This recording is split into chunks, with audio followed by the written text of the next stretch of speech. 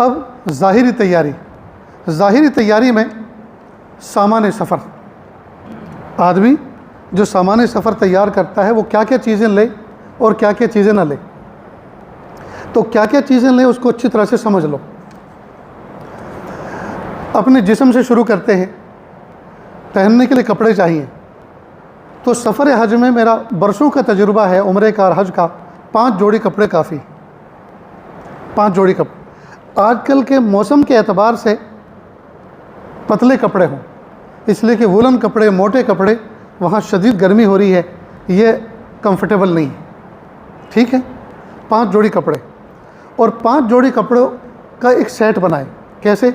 मसला एक सेट, उसमें एक कुर्ता, एक बनियान, एक पाजामा, एक अंडरवेयर, एक टोपी और एक हाथ का रुमाल। ये पूरा एक सेट हो गया। इस सेट को एक ट्रांसपेरेंट थैली के अंदर रखें, पन्नी में, ताकि जब आप थैली उठाएं तो पूरा सेट आपके कंट्रोल में हो। और ट्रांसपेरेंट इसलिए कहा है कि अगर कलर वाले भी हैं तो आपको पता चलना चाहिए कि कौन से कलर के मैंने उठाए। ठीक। और जब बैग लगाएं तो बेहतर ये है कि आप अपना बैग अपने हाथों से लगाएं, या अगर कोई तजुर्बेकार आदमी लगा रहा हो तो आपकी नज़र में होना चाहिए कि कौन सी चीज़ कहाँ रखी जा रही है, क्योंकि इस्तेमाल आपको करना है। तो आपको पता होना चाहिए कि कौन सी चीज़ कहाँ रखी गई। तो 5 जोड़ी कपड़े आपने ले लिए। कपड़ों के साथ में एक तौलिया भी लें।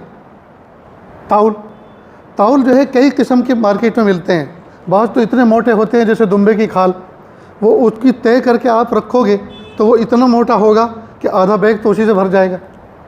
इसलिए पतला रुमाल होना चाहिए। पतला रुमाल आपको नमूने के तौर पे मैं दिखा दूं, एक डोरे का बना हुआ होता है, पतला सा। ये 1 टाइम यूज़ होता है, एक मरतबा इस्तेमाल किया तो ये अच्छा खासा बदन को साफ़ कर देता है और ख़ुद भी गीला हो जाता है। जी, ख़ुद भी गीला हो जाता है। उसके बाद उसको डोरी पे डाल दो, लटका दो कहीं, तो सूख भी जल्दी जाता है।